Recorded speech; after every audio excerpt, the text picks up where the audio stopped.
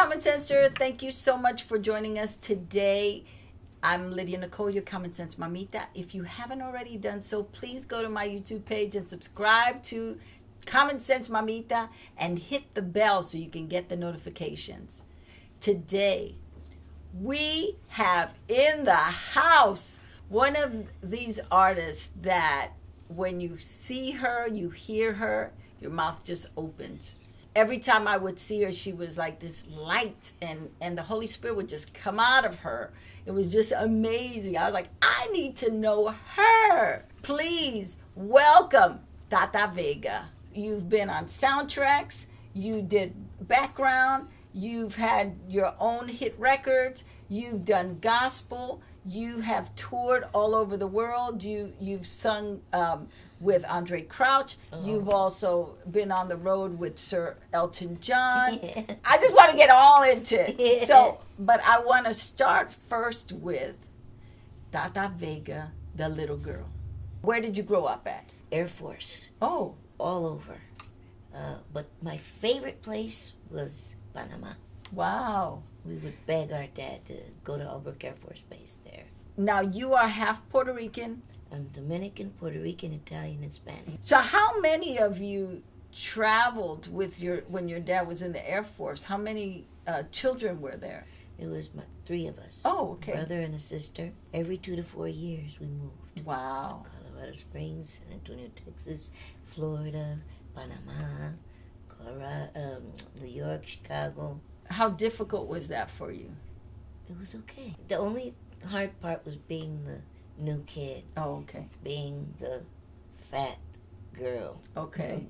Okay. When did you know you wanted to sing? I always did. But the reality is in catechism. Okay. When the nun asked everybody, and what would you like to be when you grow up? You know, they had firemen, police, all this. They got to me.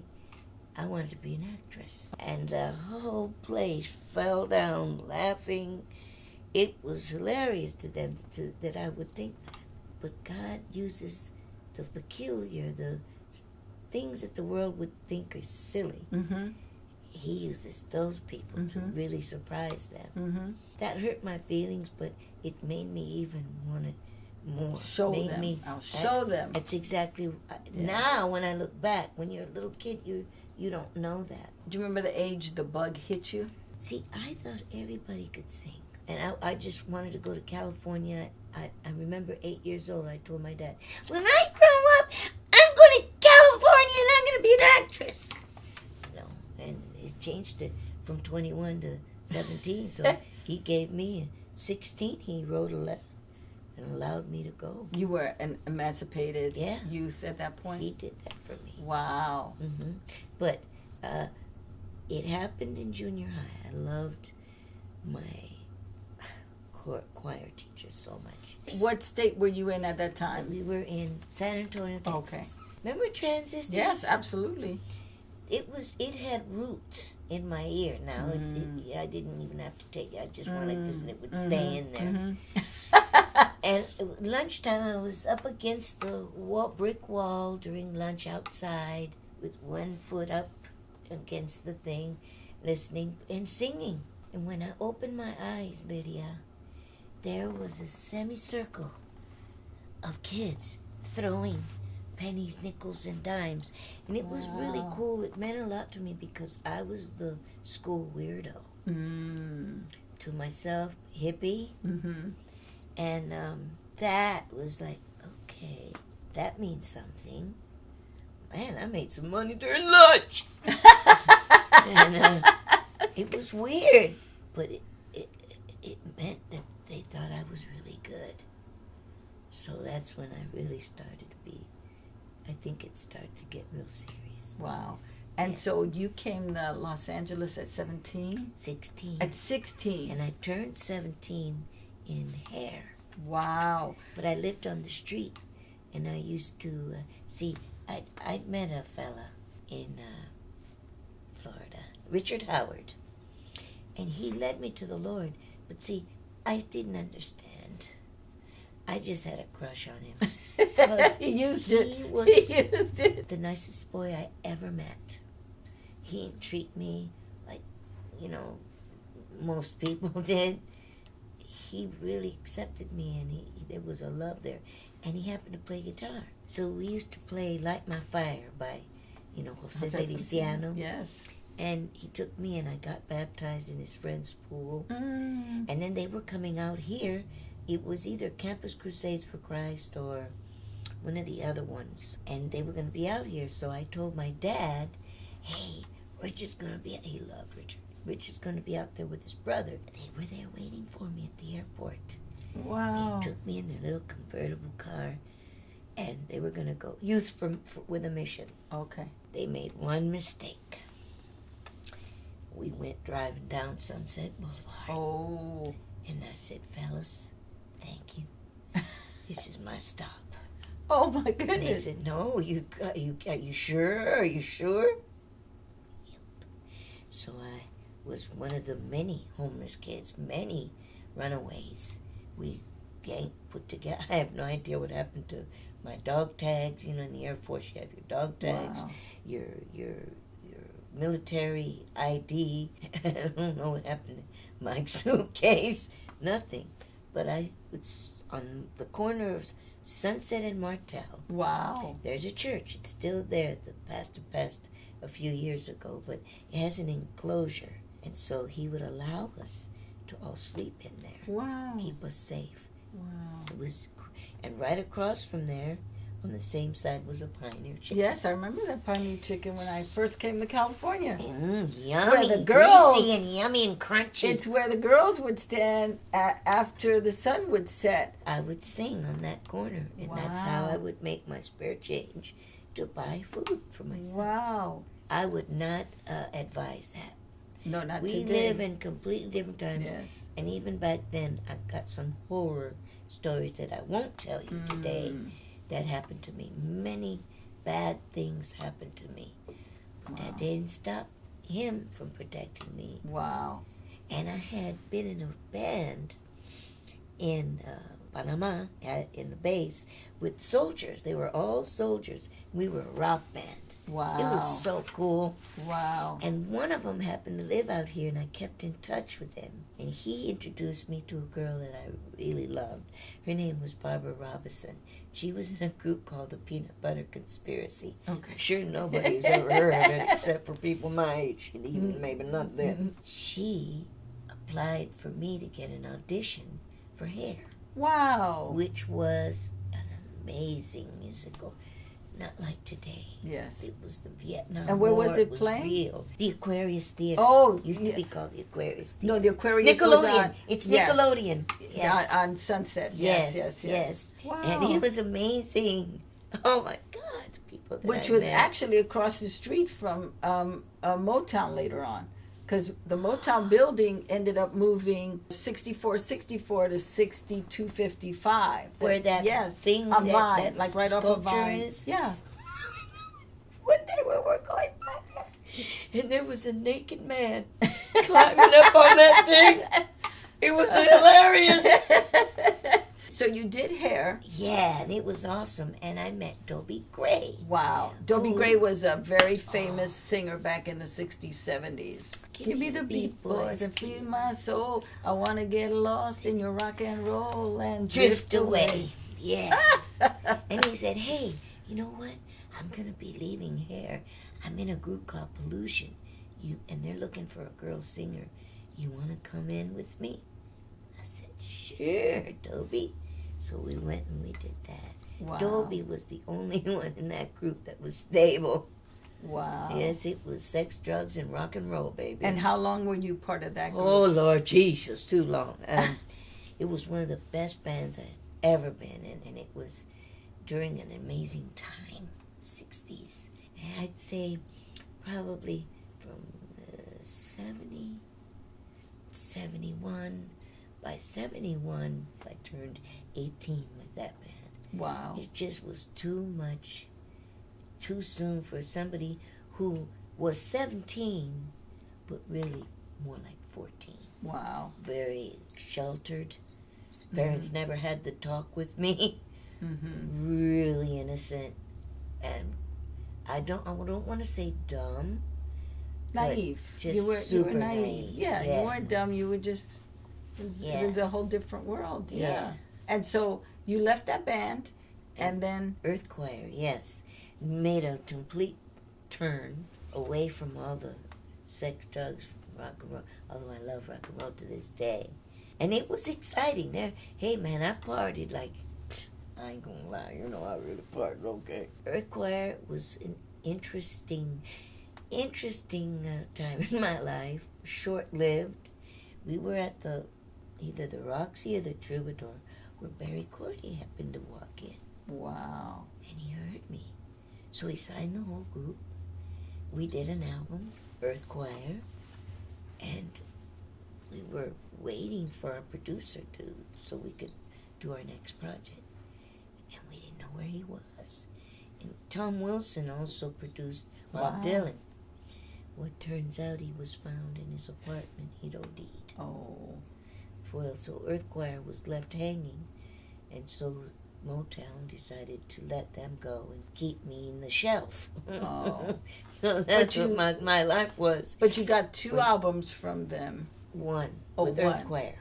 And then a you few years later, a man comes to my house. I was living in a tiny little place. It was so sweet. And this man with an accent, how did he know where I lived? I don't know. He comes, and I can't even do his accent. He was Trinidadian. Berry Gordy said, I discovered you. But Winston said, I'm going to get you a great deal. I said, I was singing in a rock band, so I didn't care.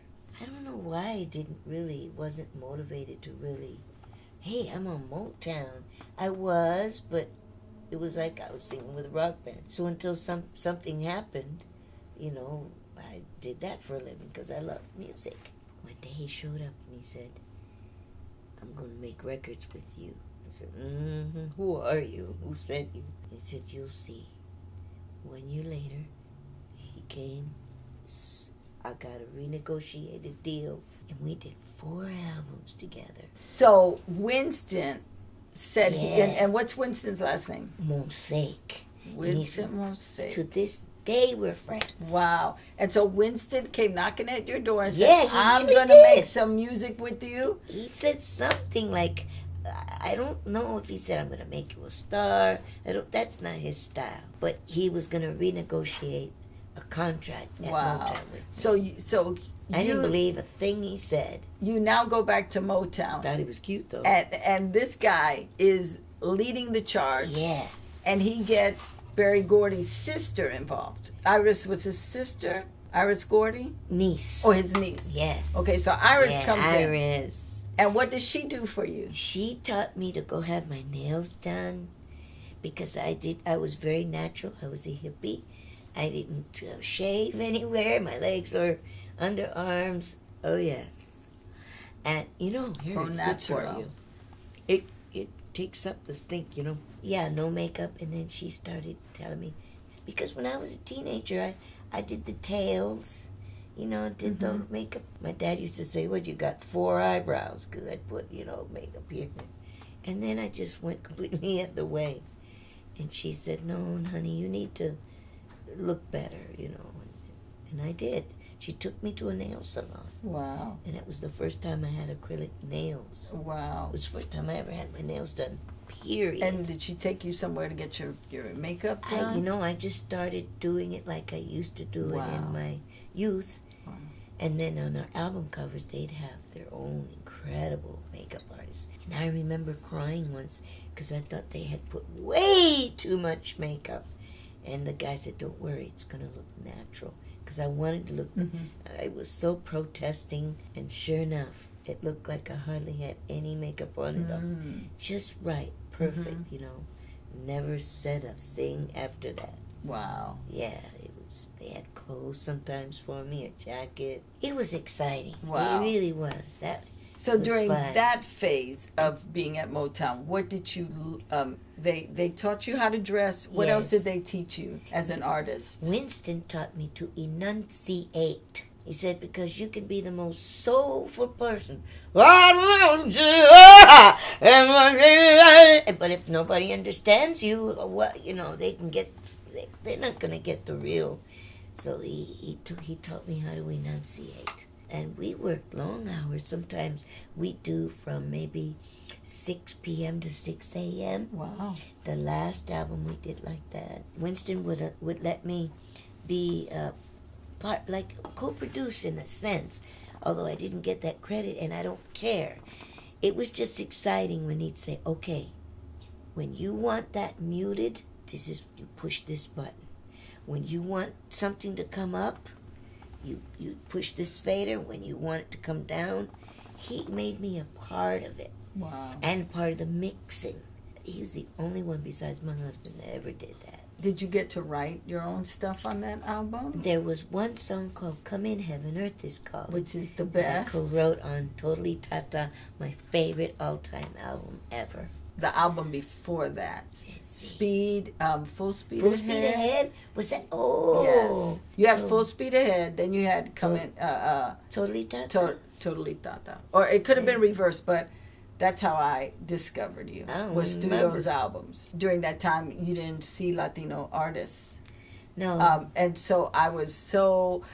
Oh my God! Oh, they know what to do with it. Well, I was in radio, and I was like, "Oh my God, we got a Latina!" That's awesome. And a Latina at Motown. That was huge. That was really a huge deal. So I just remember that being really, really big.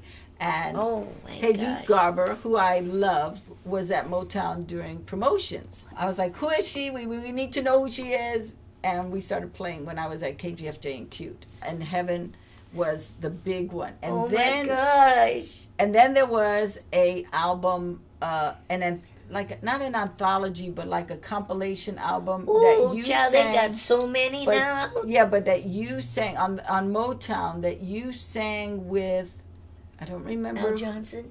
No, because it was Marvin Gaye. It was like he was supposed to sing with me, and he called me. We were supposed to do a duet. And he called me, and he was the sweetest man you ever want to know. I'm sorry, sweetheart, darling. And he says, I have to leave the country. So someone else took his place who did a doggone great job. And I believe that was Al Johnson. I don't remember. I just remember you were part of that particular album. I sounded so much like Stevie. That's one of the reasons they shelved me. They really didn't know where to put me. I met Stevie, and it was very polite. Hi, Stevie, I love you. I've been listening to you since I was 11 years old. And very nice to meet you. And he kept walking. I got to do something. So I went in a room, and they all had these rooms with pianos. It was like a family there. Mm-hmm.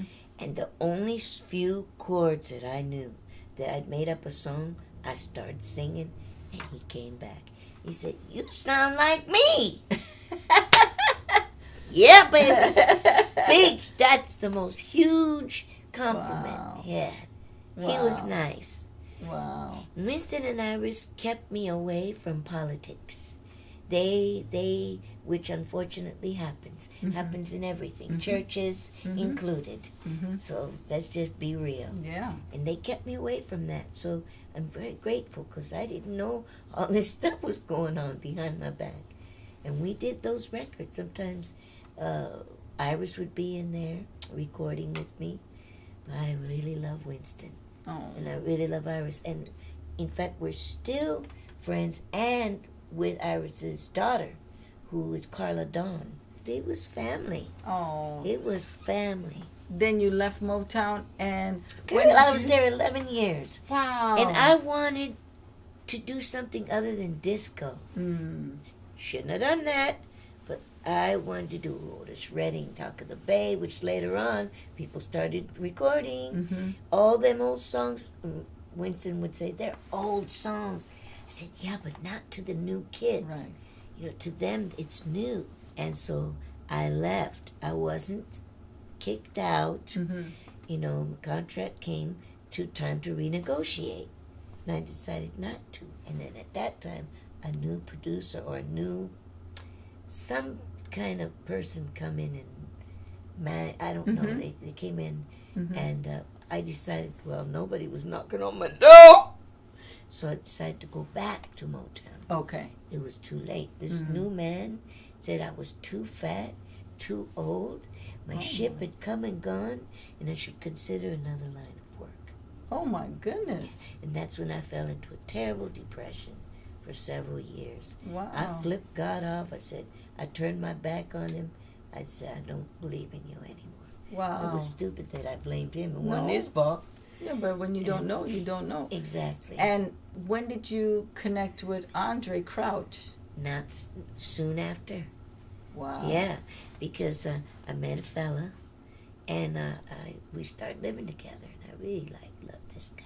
He passed away, and I was working at as a switchboard operator, and I didn't have jobs like that. Mm-hmm. All I've ever done is sung or sang, whatever. And this guy comes on, and his name is Howard McCrary. He said, "What's your name?" I said, "Tata." He said, "Not Táta Vega." I said, "Yes, sir." He said, "Oh, I got somebody who wants to meet you." They arranged for it. So there I am at the door, under the window, looking up. Andre's in his bathroom, looking down. And the way he talked, I can't even talk how he talked. He just had this way about him. And he said, come in, and came down, and we did a few little things. And he said, "Would you like to be in my group?" Oh, wait a minute, come back. While I was still living with this fella, one night, he had a problem with drinking, and he had a blackout. Mm. And I said something that set him off. And he took me like this by the throat. Oh, my goodness. I heard something go, and he lifted me up and threw me against the wall. I packed, baby, I had everything I had was in my car ready to leave the next day. And this is what I said to myself, Lord, wherever this car stops, that's where I'm going to be. And the phone rings. You got it. Right as I'm going out of the door, it's Andrae Crouch. And he invited me over. That's what happened. That's how it happened. And I lived at his house. Mm. He was a lovely man. And I learned a lot from him. So I had my own room. Occasionally Rose Stone would stay there. Different people. Mm-hmm. Crystal Murden, another great singer. Mm-hmm. You know. And so that's where really my life just started again.